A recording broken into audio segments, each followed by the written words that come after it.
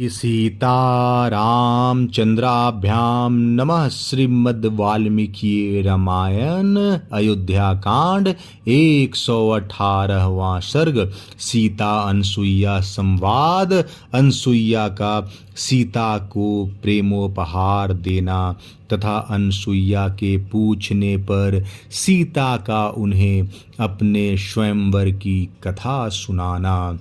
तपस्विनी अनसुईया के इस प्रकार उपदेश देने पर किसी के प्रति दोष दृष्टि न रखने वाली विदेह राजकुमारी सीता ने उनके वचनों की भूरी भूरी प्रशंसा करके धीरे धीरे इस प्रकार कहना आरंभ किया। देवी, आप संसार के स्त्रियों में सबसे श्रेष्ठ हैं। आपके मुंह से ऐसी बातों का सुनना कोई आश्चर्य की बात नहीं है। नारी का गुरु पति ही है। इस विषय में जैसा आपने उपदेश किया है, यह बात मुझे भी पहले से ही विदित है। मेरे पति देव यदि अनार चरित्रहीन तथा जीविका के साधनों से रहित निर्धन होते तो भी मैं बिना किसी दुविधा के इनकी सेवा में लगी रहती। फिर जबकि ये अपने गुणों के कारण ही सबकी प्रशंसा के पात्र हैं, तब तो इनकी सेवा के लिए कहना ही क्या है। ये श्री रघुनाथ जी परम दयालु, जितेंद्रिय, दृढ़ अनुराग रखने वाले, धर्मात्मा तथा माता पिता के समान प्रिय हैं। महाबली श्री राम अपनी माता कौशल्या के प्रति जैसा बर्ताव करते हैं, वैसा ही महाराज दशरथ की दूसरी रानियों के साथ भी करते हैं। महाराज दशरथ ने एक बार भी जिन स्त्रियों को प्रेम दृष्टि से देख लिया है, उनके प्रति भी ये पितृवत्सल धर्मज्ञ वीर श्री राम मान छोड़कर माता के समान ही बर्ताव करते हैं। जब मैं पति के साथ निर्जन वन में आने लगी, उस समय मेरी सास कौशल्या ने मुझे जो कर्तव्य का उपदेश दिया था, वह मेरे हृदय में ज्यों का त्यों स्थिर भाव से अंकित है। पहले मेरे विवाह काल में अग्नि के समीप माता ने मुझे जो शिक्षा दी थी, वह भी मुझे अच्छी तरह याद है। धर्मचारिणी, इसके सिवा मेरे अन्य स्वजनों ने अपने वचनों द्वारा जो जो उपदेश किया है, वह भी मुझे भूला नहीं है। स्त्री के लिए पति की सेवा के अतिरिक्त दूसरे किसी तप का विधान नहीं है। सत्यवान की पत्नी सावित्री पति की सेवा करके ही स्वर्ग लोक में पूजित हो रही हैं। उन्हीं के समान बर्ताव करने वाली आप अनसुईया देवी ने भी पति की सेवा के ही प्रभाव से स्वर्ग लोक में स्थान प्राप्त कर लिया है। संपूर्ण स्त्रियों में श्रेष्ठ यह स्वर्ग की देवी रोहिणी पति सेवा के प्रभाव से ही एक मुहूर्त के लिए भी चंद्रमा से विलग होती हुई नहीं देखी जाती। इस प्रकार दृढ़ता पूर्वक पातिव्रत धर्म का पालन करने वाली बहुत सी साध्वी स्त्रियां अपने पुण्य कर्म के बल से देवलोक में आदर पा रही हैं। तदंतर सीता के कहे हुए वचन सुनकर अनसुईया को बड़ा हर्ष हुआ। उन्होंने उनका मस्तक सूंघा और फिर उन मिथिलेश कुमारी को का हर्ष बढ़ाते हुए इस प्रकार कहा, उत्तम व्रत का पालन करने वाली सीते, मैंने अनेक प्रकार के नियमों का पालन करके बहुत बड़ी तपस्या संचित की है। उस तपोबल का ही आश्रय लेकर मैं तुमसे इच्छानुसार वर मांगने के लिए कहती हूँ। मिथिलेश कुमारी सीते, तुमने बहुत ही युक्ति युक्त और उत्तम वचन कहा है, उसे सुनकर मुझे बड़ा संतोष हुआ है। अतः बताओ, मैं तुम्हारा कौन सा प्रिय कार्य करूं? उनका यह कथन सुनकर सीता को बड़ा आश्चर्य हुआ। वे तपोबल संपन्न अनसुईया से मंद मंद मुस्कुराती हुई बोली, आपने अपने वचनों द्वारा ही मेरा सारा प्रिय कार्य कर दिया, अब और कुछ करने की आवश्यकता नहीं है। सीता के ऐसा कहने पर धर्मज्ञ अनसुईया को बड़ी प्रसन्नता हुई। वे बोली, सीते, तुम्हारी निर्लोभता से जो मुझे विशेष हर्ष हुआ है, अथवा तुम में जो लोभहीनता के कारण सदा आनंद उत्सव भरा रहता है, उसे मैं अवश्य सफल करूंगी। यह सुंदर दिव्य हार, यह वस्त्र, ये आभूषण, यह अंगराग और बहुमूल्य अनुलेपन मैं तुम्हें देती हूँ। विदेह नंदिनी सीते, मेरी दी हुई ये वस्तुएं तुम्हारे अंगों की शोभा बढ़ाएंगी। ये सब तुम्हारे ही योग्य है और सदा उपयोग में लाई जाने पर निर्दोष एवं निर्विकार रहेगी।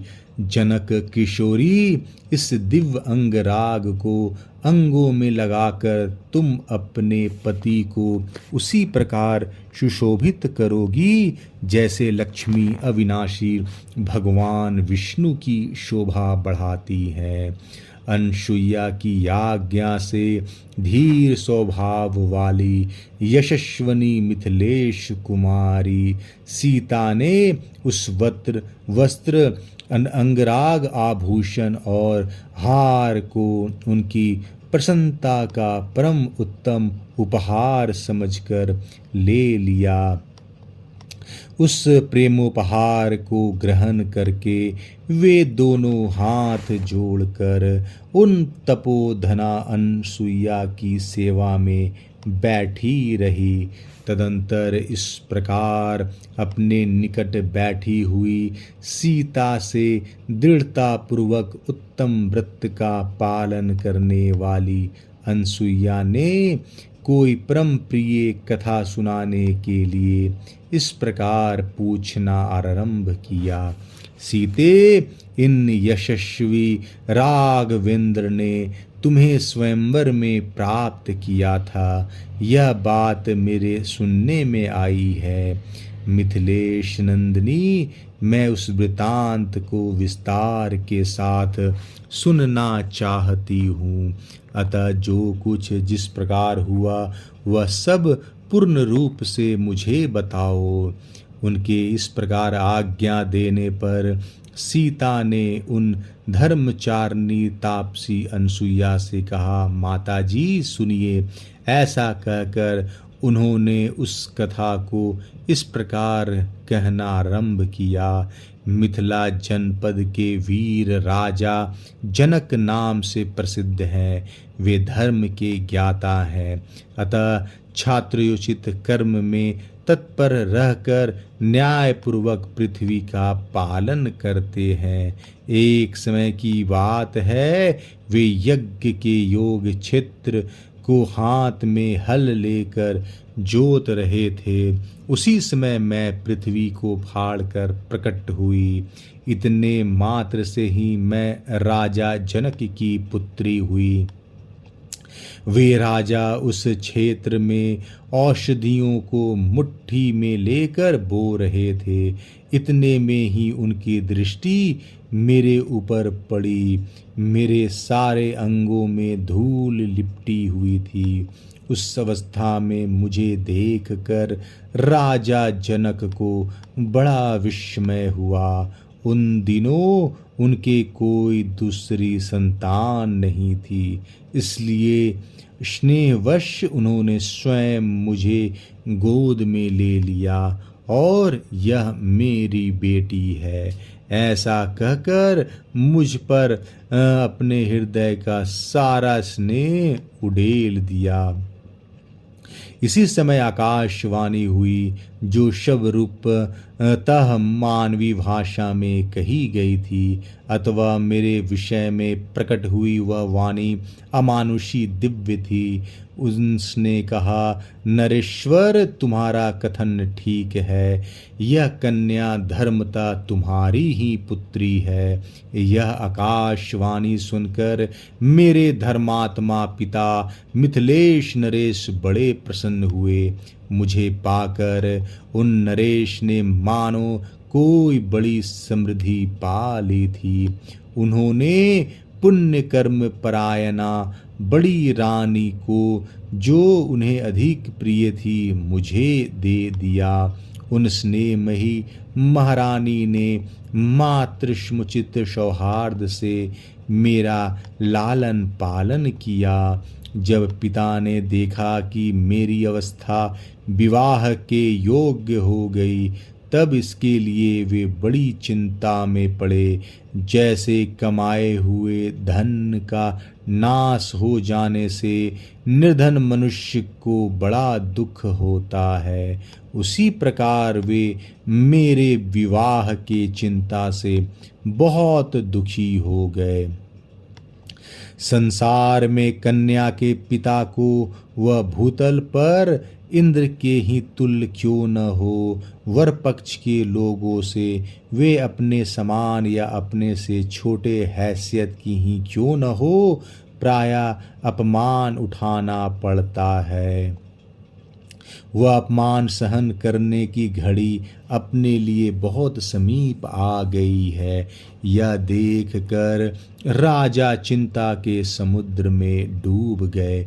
जैसे नौका रहित मनुष्य पार नहीं पहुंच पाता, उसी प्रकार मेरे पिता भी चिंता का पार नहीं पा रहे थे। मुझे निजा कन्या समझकर वे भूपाल मेरे लिए योग्य और परम सुंदर पति का विचार करने लगे, किंतु किसी निश्चय पर नहीं पहुंच सके। सदा मेरे विवाह की चिंता में पड़े रहने वाले उन महाराज के मन में एक दिन यह विचार उत्पन्न हुआ कि मैं धर्मता अपनी पुत्री का स्वयंवर करूंगा।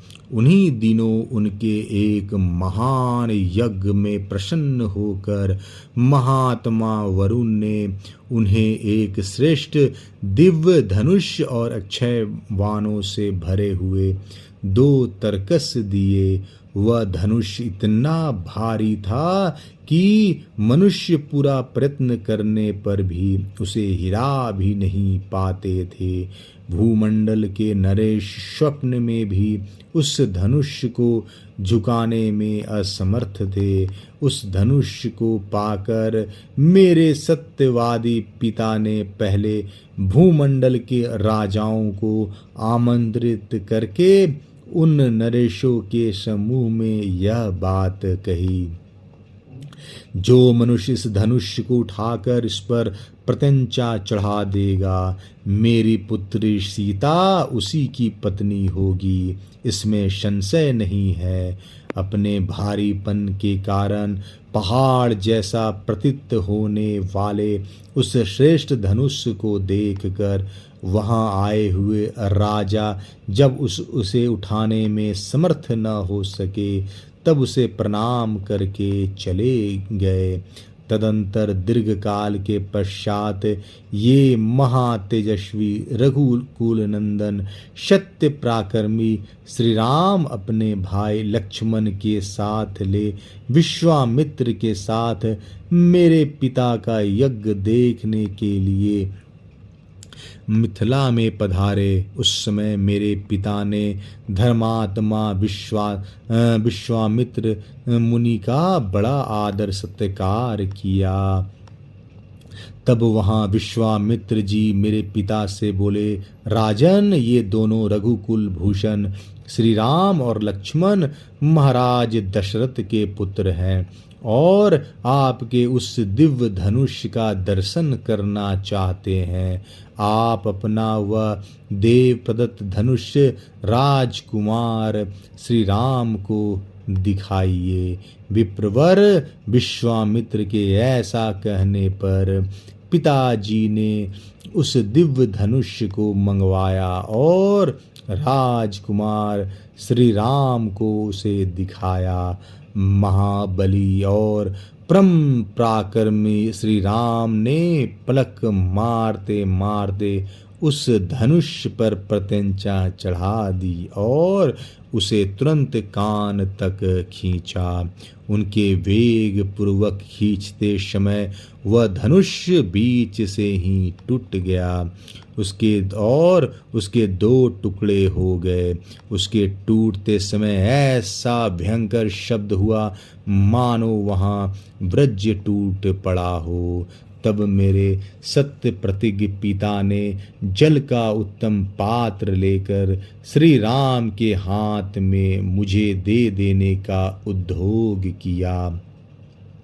उस समय अपने पिता अयोध्या नरेश महाराज दशरथ के अभिप्राय को जाने बिना श्री राम ने राजा जनक के देने पर भी मुझे नहीं ग्रहण किया। तदंतर मेरे बूढ़े ससुर राजा दशरथ की अनुमति लेकर पिताजी ने आत्मज्ञानी श्री राम को मेरा दान किया। तत्पश्चात पिताजी ने स्वयं ही मेरी छोटी बहन सती साध्वी परम सुंदरी उर्मिला को लक्ष्मण के पति रूप में उनके हाथ में दे दिया। इस प्रकार उस स्वयंवर में पिताजी ने श्री राम के हाथ में मुझे सौंपा था। मैं धर्म के अनुसार अपने पति बलवानों में श्रेष्ठ श्री राम में सदा अनुरक्त रहती हूँ। अयोध्या कांड 118वां सर्ग समाप्त। जय श्री राम।